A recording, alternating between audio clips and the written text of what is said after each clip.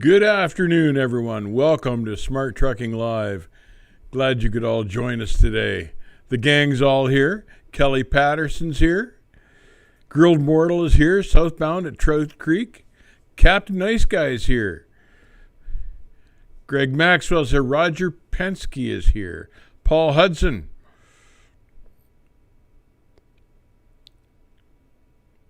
All sorts of... Tim Field. Tim Field's here. And I saw Giant Squid 222. Michael Mueller's here. Jimmy Savage has joined us. SoCal Sandman, always a regular. Welcome, SoCal. And I saw Fred in here somewhere. I was scrolling back looking for Fred. I was something I was going to ask Fred about, but we'll get to that in a minute. Or you know what? We'll get to it right now. Fred, we were discussing a big fancy double bunk truck that's up here for sale last week, and I was struggling to remember the name of the guy that built that truck. John Compazio has the truck up now for sale. It works at Chevetti Bananas. But the guy whose name I couldn't think of that originally built that truck was Barry Lefroy. Now, Fred, do you remember that name? You probably do recall when he built that truck, and he had a trucking company called Montera. And I remember that truck when it was brand new. It had a set of boxes in it. Cool truck. So now I've got that off my chest. I remembered Barry's name, so I feel better now. So what's going on, everybody? We're talking about life on the road, which many of us are intimately familiar with, I know. And certainly we all know the cons of life on the road. Number one being is you're away from home and family, and it's not quite as comfortable living out of a truck as it is when you're home. But there are a lot of pluses as well. And we all did things differently to handle life on the road. Some of us figured out exercise routines. Some of us didn't.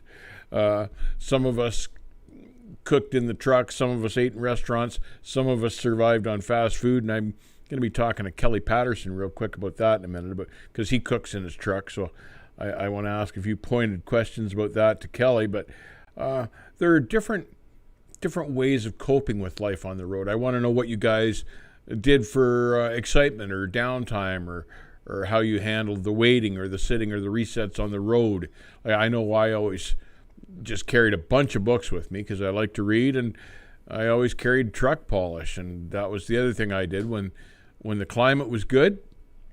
I'd get out and just clean the truck and polish it. But I want to hear from you guys how you handled life on the road, what you enjoyed about it, what you didn't, how you coped with the downtime, that time of thing. But I want to start with Kelly Patterson, because we're talking about food, and I know that Kelly cooks in his truck. And Kelly, I'd like to know if you do that to save money, or because you feel you get better quality food that way, or you just enjoy cooking. I know I watched one of your cooking videos that you sent us up here, and man, you were making me hungry just watching that. But some guys just can't be bothered. I was lazy that way, and I always ate in the truck stops. But back then, before COVID, the truck stops were all open. How did you guys cope with the food and the exercise deal? Let's talk about it here.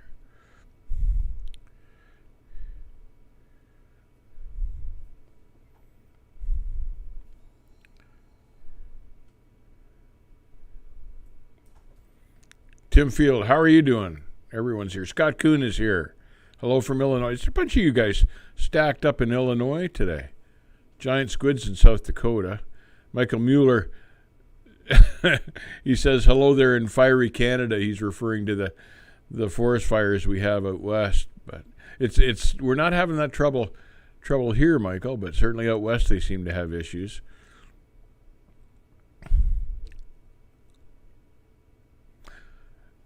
Here's a question for Kathy. David Nevers wants to know how your cat is doing.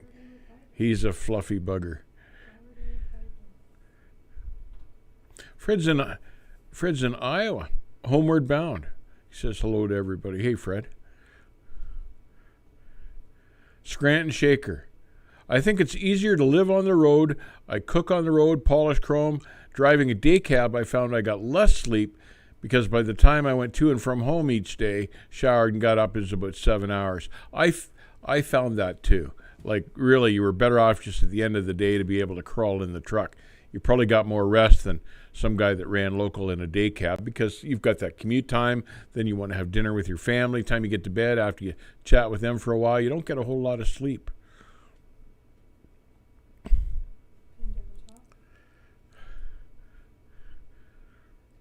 Ross, I have a microwave in the truck and I have Nutrisystem food with me. That's interesting. A lot of people swear by that Nutrisystem stuff. I gather it's pretty good for weight loss, and it's pretty tasty too. Never tried it myself, but something Ross is doing, working for him, I assume. Kentucky Ranger, Kelly Patterson. I had a Nintendo system and an RCA with a 12-inch TV. That's certainly some way to entertain yourself when you're on a reset or when you're stopped for the night or something. As I said, I read books and polished the truck. That was how I like to pass the time. We're on cooking right now.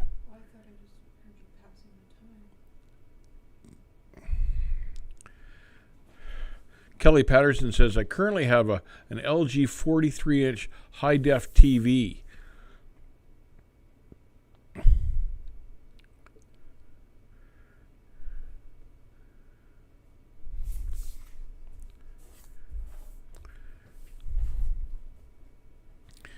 Do you guys work out much when you're in your downtime? There's something I should have done. So I'd like to know too if you guys have a regular exercise schedule that you try to commit to. I used to. The most I ever did was park at the very back of the lot, and I tended to go for the big Petro truck stop. So I park quite a way. I park as far away as I could because it was quieter in the corner. But I'd walk the parking lot a couple of times anyway. It was for a good, nice walk and get out, get some fresh air, and also check out the trucks. So I enjoyed doing that. David says he gets tired of fast food quick. Yeah, he has a Foreman grill and an air fryer to help with that. That's a good idea. Here's Christopher Van Dyke. Microwave and a small cooler in the truck and a 20-inch TV to help pass the time. Amrak says he has a Planet Fitness account and goes to Planet Fitness for exercise. And I talked to a couple guys that do that. Literally, you join like a national fitness club membership deal and find one in the town where you're parked for the night and go work out at the fitness center. And that's a good idea. Robert Daniel, I eat out of the truck because I hate sleeping in truck stops, so I stay at the customers in the rest areas. And I ate out of the truck because I felt at the end of the day that I just needed to stretch and get out and have a change of scenery. Back then, before the ELDs, we would spend long days in the truck. So it was nice to get out and stretch and go in for a meal or something.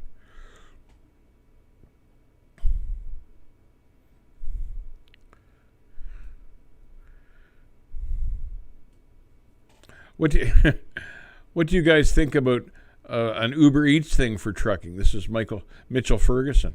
Interesting idea. Independent guys could roll into receivers, and once they were unloaded, they would find a load on the app and go to another place. Good idea. Good idea. We used to load when we were loading up in Salinas. We had a pizza guy. We called him the pizza guy, that rolled around through the truck stops and the coolers every afternoon and evening and sold pizzas at a really, really good price. They were very good too. He got them from some local thing like Domino's, but they were really good. And God, I eat a lot of pizzas from the Pizza Man up in Salinas. Roger Pensky says he has an LA Fitness membership. Nice place to park overnight, work out, take a shower, swim, sauna, and a hot tub. No, that's a good idea. I never even thought of that other stuff, but yeah, it'd be nice to, in this hot weather, I bet you guys would all like to go for a swim right about now. Good idea. Jonathan Mestrel. Hey, Jonathan. I have a 2-door fridge freezer. I meat prep while I'm at home, and usually about 2 weeks worth of food. in the truck at any one time. Huh. Good. It's. I wish I could have gotten into that habit. I wish I could have gotten better at that, bringing food from home. Some companies don't give you the downtime to make food or even take a shower or something. That's from Louise. Yeah, I think, although I got to say with the electronic logs, I think those days are pretty much over now because they can only work you 11 hours, and just about everybody now has time to get cleaned up and eat in the truck stop if they choose to. Andrew says, I've ordered food in on DoorDash or Skip the Dishes right to the truck. That's pretty cool.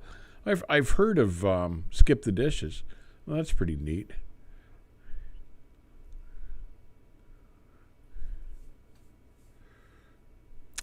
Kentucky Ranger says, I remember a satellite terminal that used to stay at Northern California that a local pizza place would deliver to. That's pretty. It's kind of nice to be able to get pizza when you're in the truck, sitting in the bunk watching TV, and the pizza man rolls up with your dinner. And I did that a lot and quite enjoyed it. Robert Daniel says he has a dog with him in the truck, so his exercise program is going out to walk the dog for potty breaks. Fred says, we cook in the truck, and whenever we eat in the truck stops for a change, always disappointment lately with food quality, not to mention the cost, no value. Yeah, Fred, I can see that going. I think the days when the really good truck stop food was available, I think those days are sliding and numbered. Because you remember you go into Walcott and get a pretty good spread, or Grandma Max's and at Bossman's or something like that. But and with this COVID thing, the restaurants haven't been open, so everyone's having to change the routine that used to eat in the truck stops. Scranton Shaker says, an ARB cooler is the best investment I made also. I had a little pit bike I took with me. I see guys doing that too, and that's a good idea.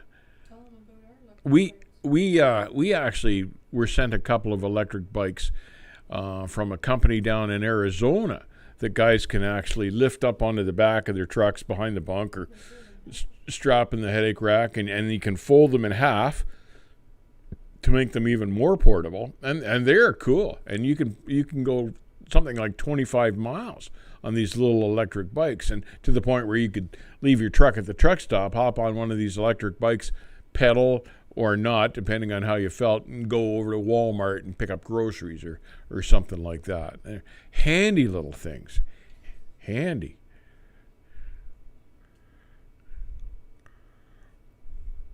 Michael Mueller, I stopped eating at the truck stops after I got food poisoning and had to have my stomach pumped. Well, that would certainly discourage you from eating in truck stops anymore. Yeah, man, I've had food poisoning twice, both times from truck stops, now that you mention it, and it is god-awful. I wouldn't wish that on anybody. Jonathan Menstrel, thank you very much for the 5 beans, my friend. I get a great workout every day, both physical and cardio, from waving my arms, yelling at the four-wheelers. Excellent piece of advice, Jonathan. Thank you very much for the 5. Thanks, Jonathan. That's good comment too. Yeah. I suppose that is cardio. I never thought of it that way, but yes. Yeah, and I guess you imagine you get plenty of that. So, God, depending on where you're running, but yeah. Jeez, eh? Michael, cycling around the truck stop is dangerous. Well, it certainly can be. It certainly can be. Some of these guys just don't look where they're going when they're backing up and stuff. So, you think you're safe in the truck stop, but not necessarily. You got to watch yourself. Kelly Patterson says his dog takes him for a walk too. Dogs love to walk. That's one of the advantages of having a dog with you. Good company too.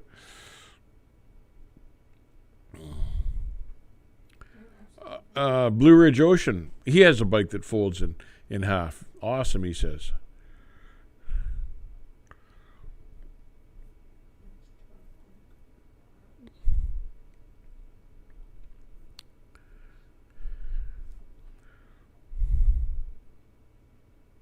Oh, Scranton Shaker had like a little gas dirt bike. Kind of the same as electric bike.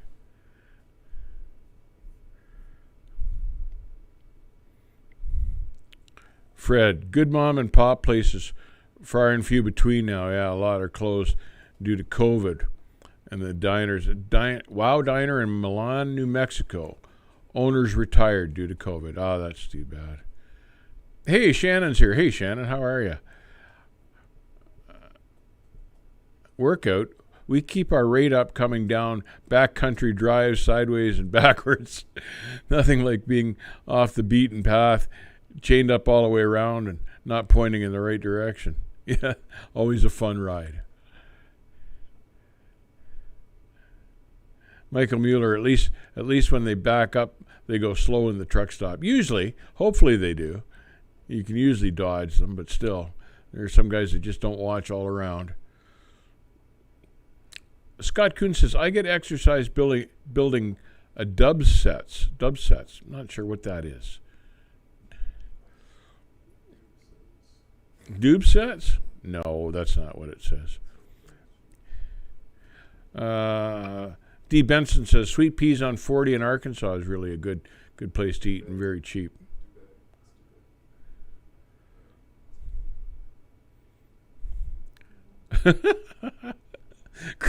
Grilled mortal. Look out, Dave. Just past Dunchurch.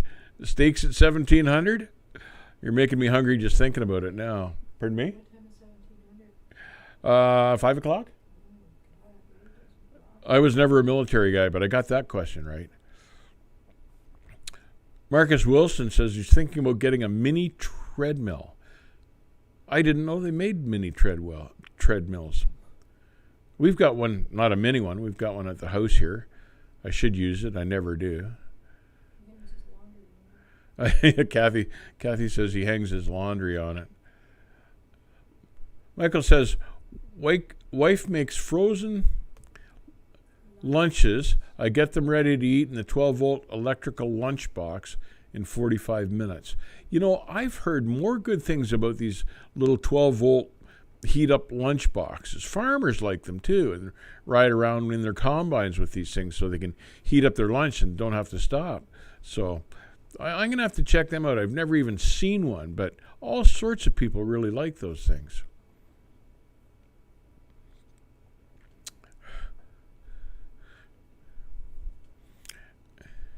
Shannon says, workout, got a heart rate going when I missed a speed bump. Wait a second, missed a speed bump sign one day. Pallets of, oh, now it's gone. Shannon, oh, there it is. 8x8 block. All I could see was stars ricochet me off the top of that cab. Fun ride, Shannon. Michael Mueller, the Flying J in Jefferson on I-71, mile marker 65, to have a sign for free shuttle service for truckers. Huh. And you know what? I've seen that too, especially if there's a casino around. They'll shuffle you back and forth to the casino, and you can eat. Michael says Canadian Tire for 12-volt lunch boxes or Amazon. So that's where you can get them. Huh. I'm going to go check out the Canadian Tire tomorrow. There's one less than a mile from me here.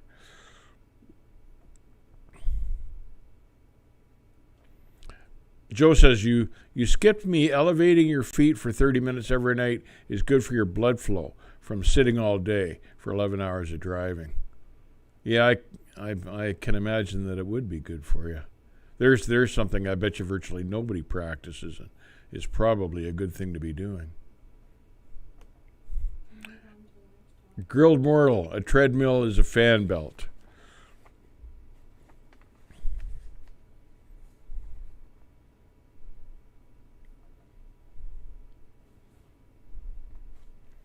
Tim Field says, I like being in a day cab. My company lets me work 9 to 10 hours, plenty of home time, plus the day cab keeps me awake because they beat the crap out of you the way they ride. SoCal Sandman, has our place been reopened yet? I haven't heard, but definitely one of the best truck stops to stop and eat at.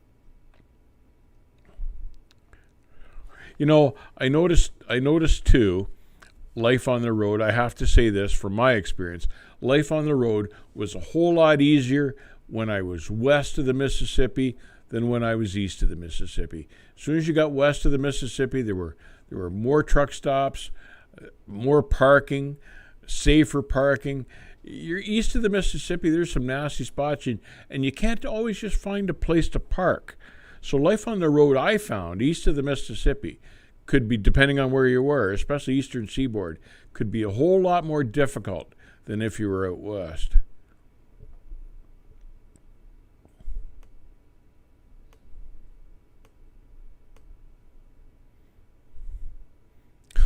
Kelly Patterson says, my sister has a mini stair stepper you could fit on the floor of your truck.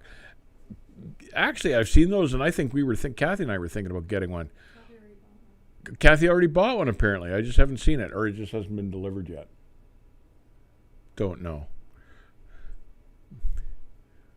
Yeah, casinos have truck parking. All you have to do is call them and ask for a ride. Yeah, the big ones in Nevada are like that. Life starts now. I bought a folding e-bike. Goes 20 miles an hour on throttle. Gets me out of the truck stops and definitely makes a 34-hour reset more interesting. Yeah, because you could just travel and go all over the place on one of those things. You could go see whatever local sites they had to offer. I think they're cool. I think they're a great idea.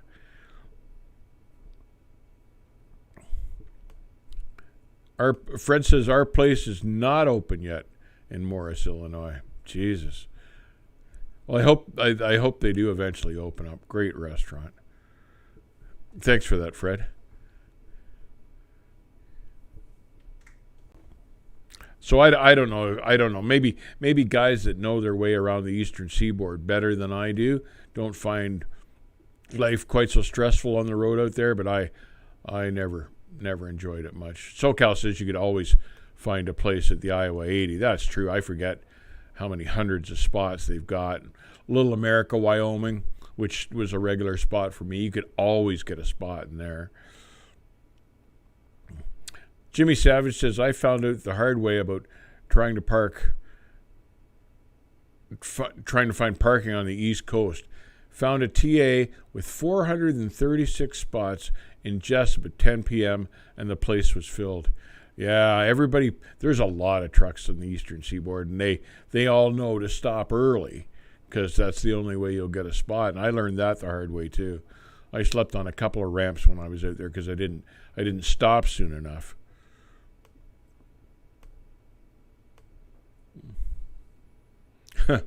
Michael Mueller says on his 34 he just wants to catch up on his sleep. Yep, I did some of that as well, I got to say that.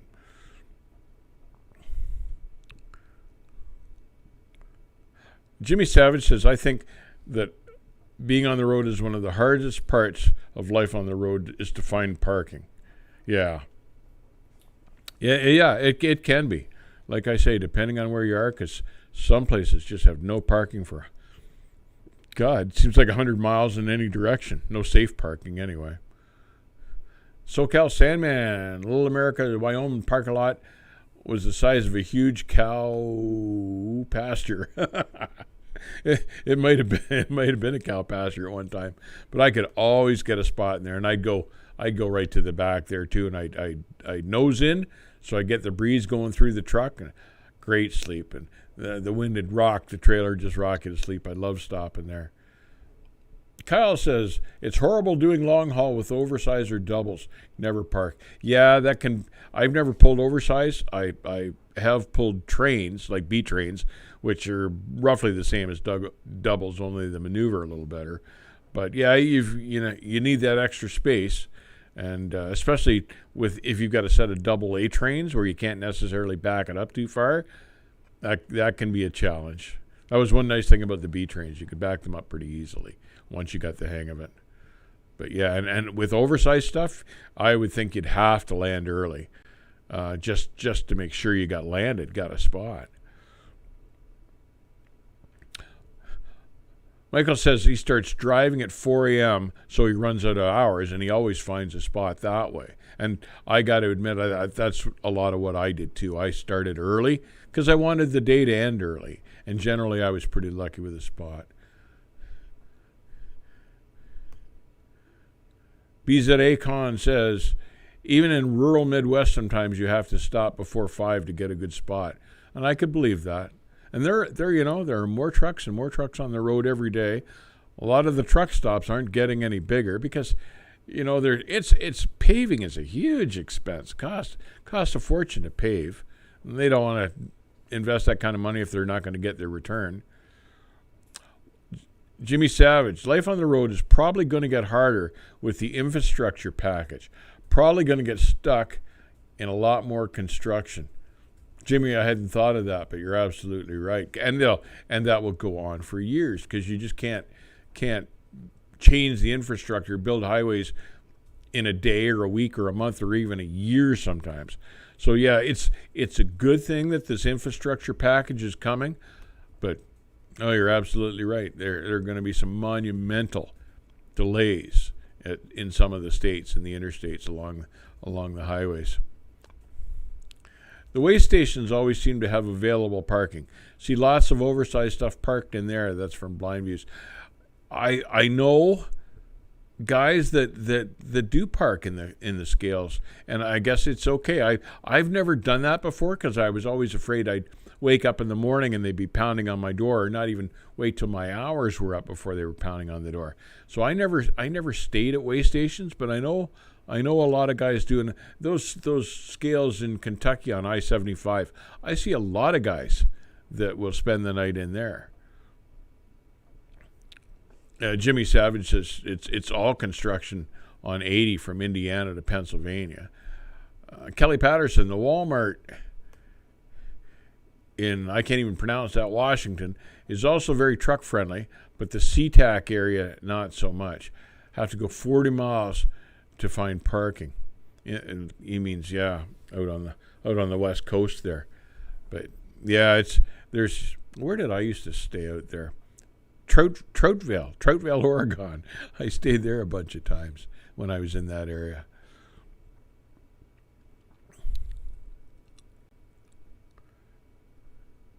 But yeah, he points out the Walmarts are usually good for parking, and a lot of Walmarts are truck friendly, and a lot are not now. They used to be all of them were, but some of them have clamped down on truck parking now there, which is a shame. It's a real shame. Because you could always find one, go in and do your grocery shopping, get a book or a movie. Lee Harvey says, Little America always lured me in with cheap ice cream cones and the double cowboy burger. they had some good food at Little America. I forget what it was that I used to like. Oh, they had French onion soup. That was the draw for me. I love French onion soup, and they had it at Little America in Wyoming there. Jonathan, thank you very much for another 5. A little bird told me that there's a mileage tax included in Biden's infrastructure bill. This can't be a good thing for trucking.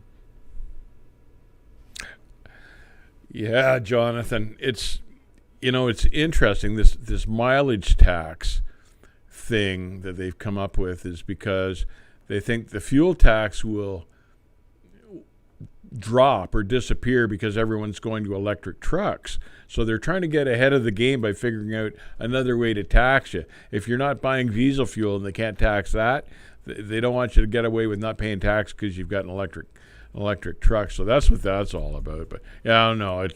It can't be a good thing. Shannon here talking about sleeping at the scale. While you're sleeping, they red tagged your truck.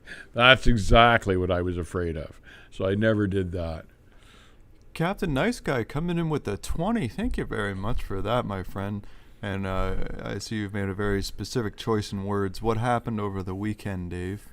Well, Thank you very much for the 20, by the way, Captain. Thanks, Captain Nice Guy. I'm not sure exactly what did happen over the weekend. He's a little slow to come to the party. No, tell me, tell me. No, you're Paint?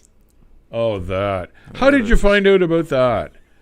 Oh God. That's how you know he doesn't read. That was just another day in my life. I managed to drop a can of lime green paint on the garage floor, a full gallon. What a friggin' mess! And I was so baffled. I had no idea, no clue how to begin to even clean up this mess that I had to call for Kathy because I knew she'd know what to do. Oh Christ! Yeah, green footprints into the house, up the steps I just freshly sanded the week before. You can see all my green footprints. What a friggin' mess! I was 2 days, literally, cleaning that up, and it all came up. I had to change a couple of stones in the driveway that just you couldn't even scrub those damn things. But man, I got calluses this morning from scrubbing the garage floor for the last 2 days, but thank God I got it all out. How did you find out about that? Who's telling? Must have been Kathy telling tales on me here. Michael Mueller asked if Dave is out of his medicine again. Maybe that's the problem. Or I need more of it. Something was off anyway, and all I was doing was carrying this chair, and the can of paint was on the chair, and I had the chair, but I should have carried them separately, and the paint slid off, hit the ground, and I thought, the little beyond tight. It wasn't, and what a hell of a mess. So that's what I did over the weekend. Not my proudest moment. It was Lettuce King green. Yeah, just have the Lettuce King autograph your garage floor. Lee Harvey. Never even thought of that. But maybe I could spill some more paint when he comes back up here. But just have him autograph it. Or dip his finger in it rather than spill the paint. But what a friggin' mess.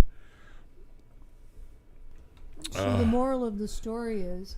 The moral of the story is... remove the can of paint from the chair before you move the chair. Yes. Take the time to make 2 separate trips. One for the can of paint and one with the chair. Or we could back up 2 weeks and talk about when you were staining the front deck. Oh, God. Was that... Oh, God. We spent a small fortune putting new cedar on the back deck, and Kathy wanted it stained. Oh, I'm talking about a different problem. So the back deck, I kicked the paint can by mistake, or the stain can. It went everywhere, and I'm running around trying to blend in all this stain before it. I'm a handy guy. Before the stain dries. And at the front, it's like an elevated little front step deck, and it wouldn't be 4 feet off the ground probably. And I managed to paint myself or stain myself right off over the edge of the damn thing and landed on the driveway on my head. So maybe that's where my problem stems from. I should maybe wear a helmet when I'm staining or something. I was in the house and the air conditioning was on, so I couldn't really hear much, but I felt this vibration when I was in the house, and I thought, man, what is that? And so I went to the front door and opened the front door, and he's dusting himself off. But it was him when he hit the ground that made the ground vibrate. That's nice, yeah. At least you didn't land on your head. Yeah, well, I don't know. I'm thinking that's part of the problem. Since I gave up trucking, I found out, retired, I found out how not very handy I am. And I tell you, I am not. And I'm learning to do all this stuff, and it's not going well. 44 years too late. It's not going well, yeah. Here's the price you pay. Lord. Kelly, thank you very much for the 5 beans. Appreciate that. While I was married, my wife was the DIY in the house. Thank you very much for the 5, Kelly. Well, and Kelly, was true here the whole time I was away in the truck. But now I'm trying to help, and I think that I'm not as much help as I was hoping to be. In fact, sometimes, like when I dump paint on the garage floor, I create more trouble than I'm worth. So I don't know what's going to come of it. I'm either going to have to get better, or she's going to toss me out, or something. I don't know. I try to hire workers to do this stuff, but sometimes there's stuff. To move the chair? Yeah, to move the chair, it doesn't seem worthwhile to have to hire someone to do that. And it's those little tasks, or painting the front deck or the back deck, that I screw up on. Yeah, I leave my mark everywhere. Coming up the steps. God.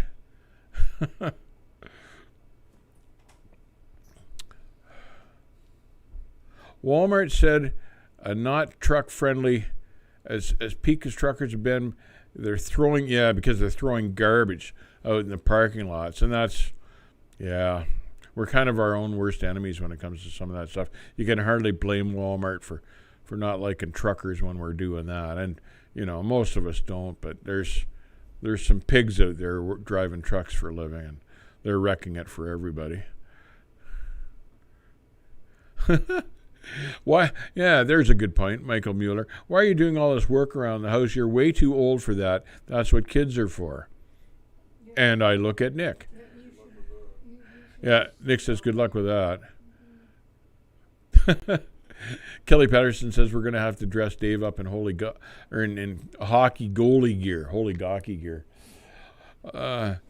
Hockey goalie gear, just so I don't hurt myself when I walk off the porch. It is the meds. Yeah, I guess they were right about thinking I needed a stronger prescription.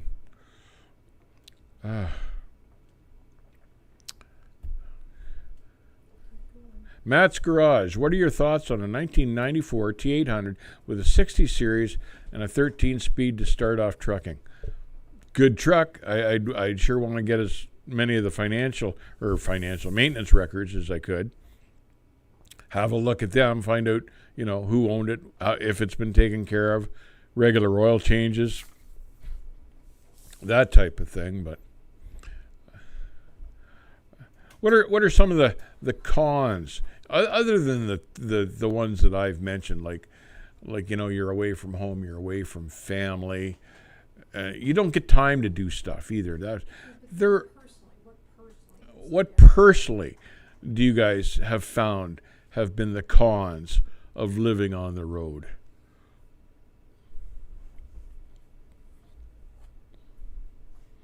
I can tell you another one. As I got old, I never ran the truck. I couldn't sleep in the truck when the engine was running. I always had one ear cocked to the engine. And in the wintertime, that could get bloody cold and uncomfortable. I finally broke down and bought a Webasto there in my last few years just to heat the truck inside. But that was a con for me. Was in the really cold weather, was sleeping in the truck, and that got to be. It never bothered me when I was young.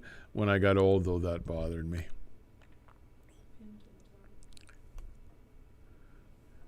There is a good one from Kyle. Mental fatigue, never getting a break, and can't while you're going down the road. Interesting.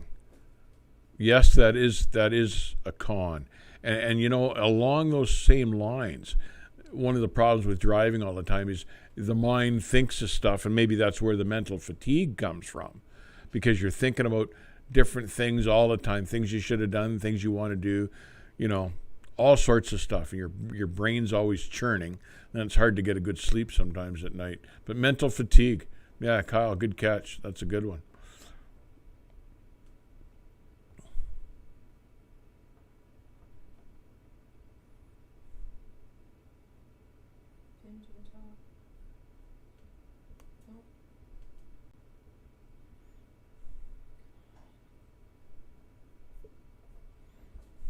You guys remember when the airport security got tight in 9/11?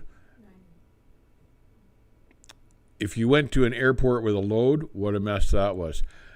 So yeah, doing air freight through that time, quite a challenge. And they were always kind of. I did air freight for a while, and SoCal Sandman, I think he does a fair bit of that, but. Sometimes, depending on the airport, the security, and whether they know you're not, that can be a real challenge, and that's a stressful part of the job. That's true. I hadn't thought of that. Especially airports like JFK, that can be a real challenge some days. SoCal Sandman, get this. I took my truck to a shop to have my alternator replaced. They ended up blowing out my blower motor and the temperature sensor. Now I have no AC in this heat, and now it's at the Volvo dealer. Oh man, you got to have AC in this weather. It's just brutal outside. He says, yeah, I do air freight, but yeah. Oh, you got to have aircon do, and when your aircon do quits, there's something about life on the road that is miserable as hell. I remember mine quitting one time in Las Vegas. I had been down for most of the trip, but I got into Vegas and it was like 110 in the shade. I hadn't slept in a couple of days because the truck was so hot. I phoned Kathy and I said, I got to get a room. I got to get a room just so I can sleep and have the air conditioning. And I couldn't, I couldn't really afford it at the time, but I just couldn't have done without it. Kyle, for me, it's anyone. Where did that go? For me, it's anyone at an office job, no issues checking the phone or turning around to grab something. We don't have that luxury. It's inconvenient. Kyle, another good point. That's really true. It's a much more inconvenient lifestyle when you're on the road as compared to what the majority of people have and experience. And, they've got, 15, 20-minute drive in their home and dinner's ready when they get there. Life on the road, there's nothing convenient about it. I'll give you that. That's absolutely right. And people that have never driven a truck can't possibly realize how bad that can be when they're so used to being so spoiled. Jonathan, my girlfriend saves all the things. My girlfriend saves all the things she's mad at me about until I get home, and the first day back, I'm in the doghouse. Jonathan, she saves it all up for when you get back. Life on the road. I think we had some of that happening here too. That's funny. Kathy says that's because you're not home to be with life. Deal with life. Deal with life. Deal with your life. And that's right. Michael Mueller, I worked private security in Germany at an army base on 9/11. We had to search every vehicle coming in. Fun times. Yeah, I bet. But I can appreciate why you guys would go on high alert after that. The borders, getting through the borders from Canada into the States was just hell through just shortly after 9/11.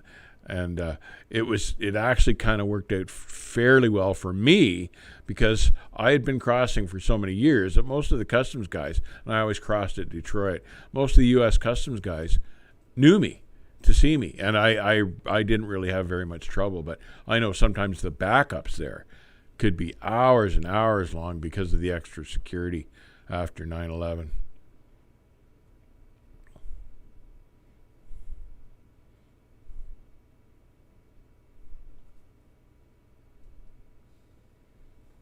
Roger's out of here. Safe trip, Roger. Got to go take a chassis over to a friendly neighborhood associate. Come up, pick up a container and head for Phoenix. So here we go. Glad you could join us, Roger. Stay safe, and we'll see you soon. Take care.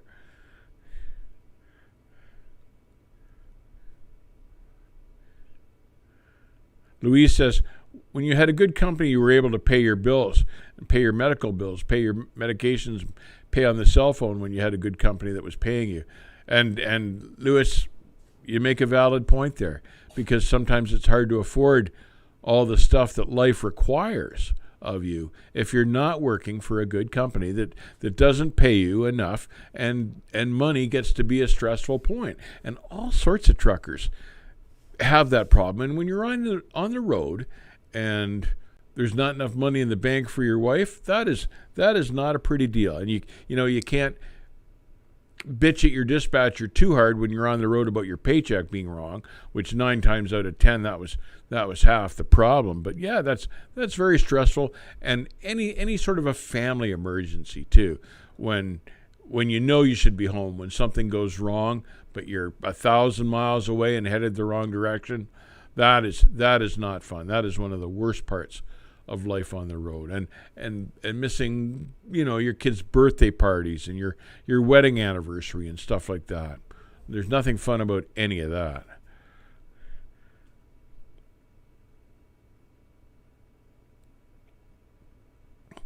Shannon says, I made a good video about one of the cons of life on the road, and that's witnessing bad accidents. And certainly that is a con. So, one of the ones you hope that a lot of guys won't have to experience, but for some of us, it's just been unavoidable, and that is a real low point of the job.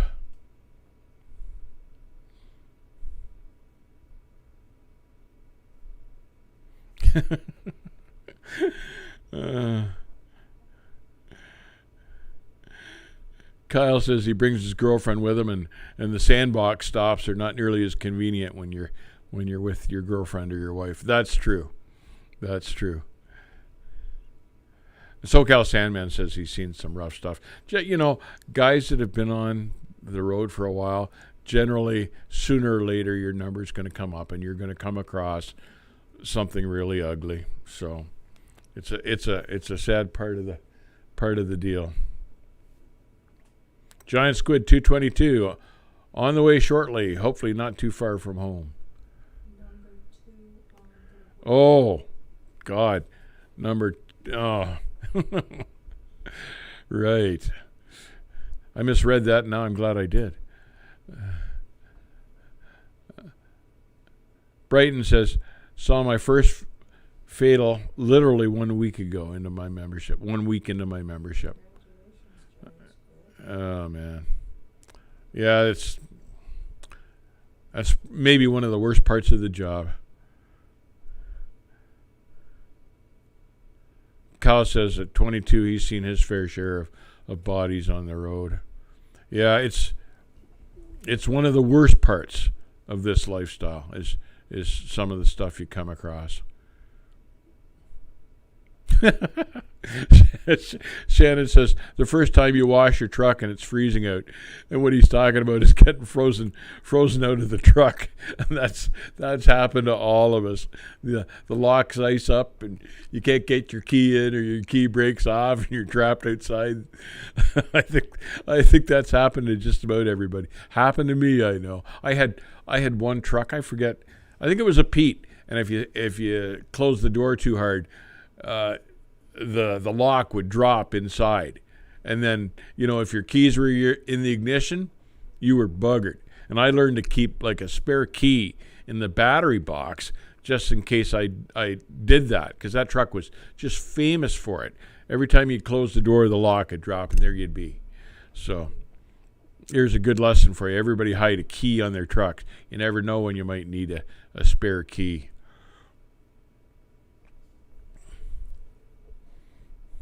Blue Ridge Ocean says the first fatal accident he saw was a motorcycle accident. 18 years old. There's not much protection when you're on a motorcycle. I ended up giving up my motorcycle because the drivers were so bad. I thought I'd get creamed on it, but no protection on a motorcycle. Ugliest wreck I've seen was a motorcycle under the front bumper of a big truck on the 401 in Toronto. Yeah, motorcycle riders don't survive collisions with big trucks.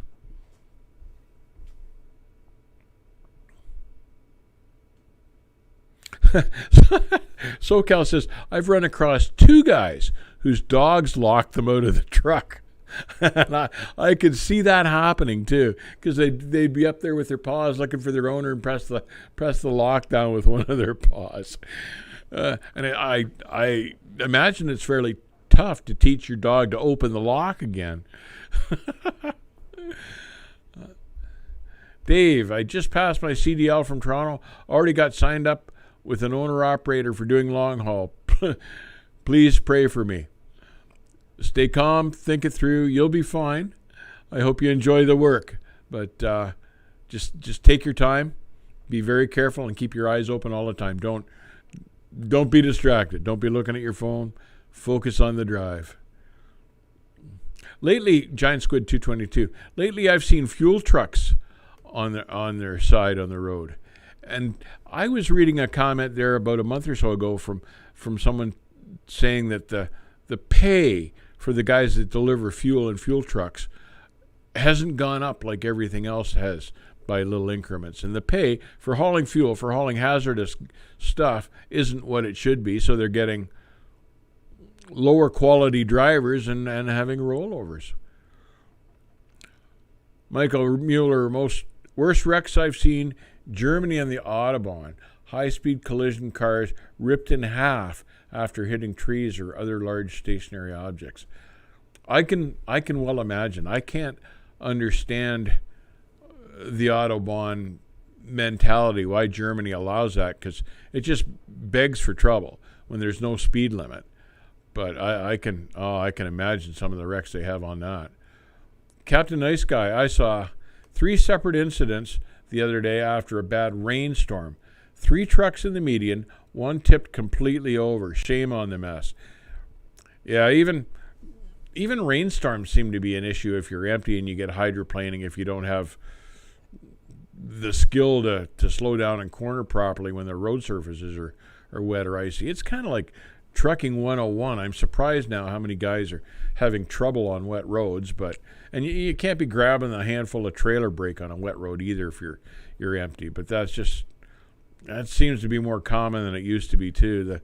The caliber of some of the new drivers. Well, if you've been trained by a driver trainer that's got 3 months experience, what can you expect, I guess?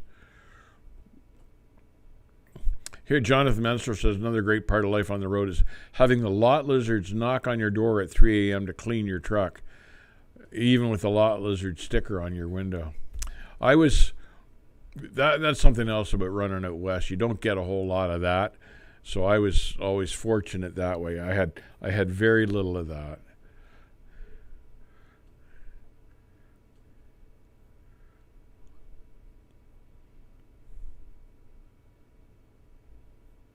Roger, sir. When the wind slammed my door shut while I was getting a Flying J outside of San Antonio, Easter Sunday a couple of years ago, what a thrill. I've always had to hide a key ever since then. Yeah, I learned the hard way too, Roger. It's a good practice to get into.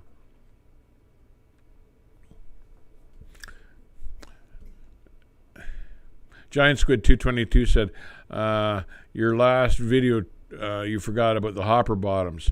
Yes, I did, and the grain trailers and stuff, and I didn't mention car trailers either. So there were 2 of them that I omitted. But, I was talking about generally the most common type of trailers you'll see. And you don't see, although you see a lot of car trailers, but not so many grain trailers unless you're out west usually. But, yes, I should have mentioned both of those.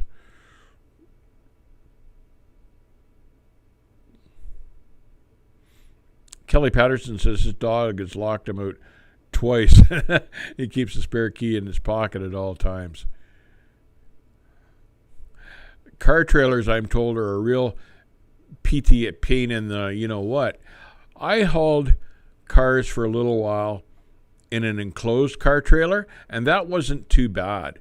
But these guys with the open car trailers, and you see them loading and unloading when it's icy and wet and snowy out. I don't know how those guys do that. I've seen them shoot off the top with a car once in Calgary, trying to get up onto the second story there of the car trailer, open car trailer. But yeah, car trailers in the wrong circumstances definitely can be a challenge. SoCal says he always carries a spare set of keys. Another stressor on the road is watching out for people committing suicide bites on my truck. In my truck driving headlong into you.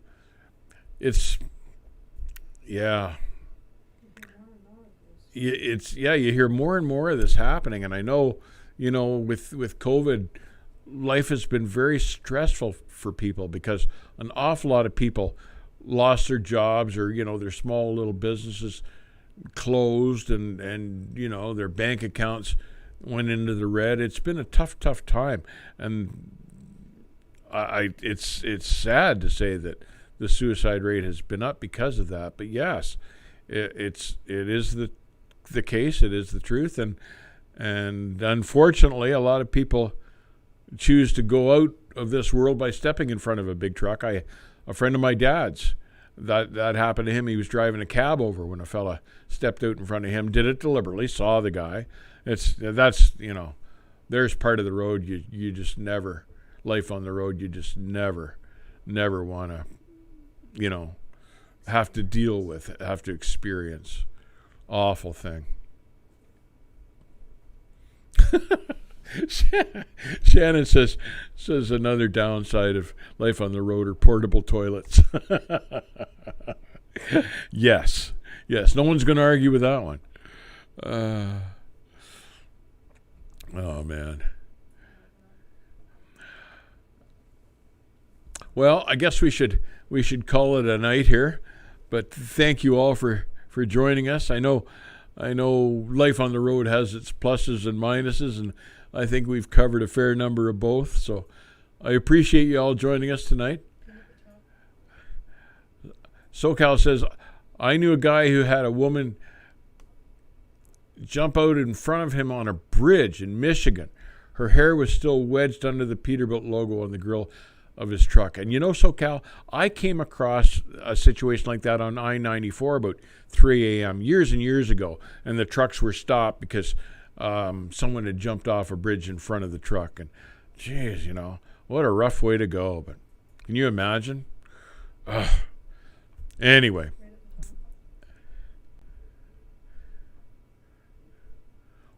One big pro to life on the road nobody talks about: the places and views you get and see the interesting people you meet from all across the country. Still friends with my old co-driver, Captain Nice Guy. You know what? That I should have mentioned that earlier, because that is a big plus.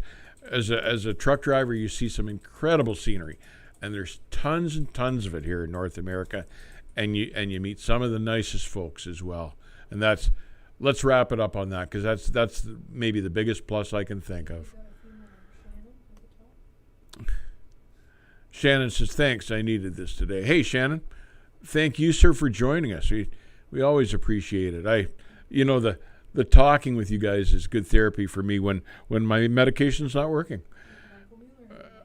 Michael Mueller says, Kathy and Nick, make sure Dave gets his night meds. Yeah, you guys. And we're also going to make sure that it gets stronger. And they're upping the dosage too, apparently, they claim. So anyway, stay safe.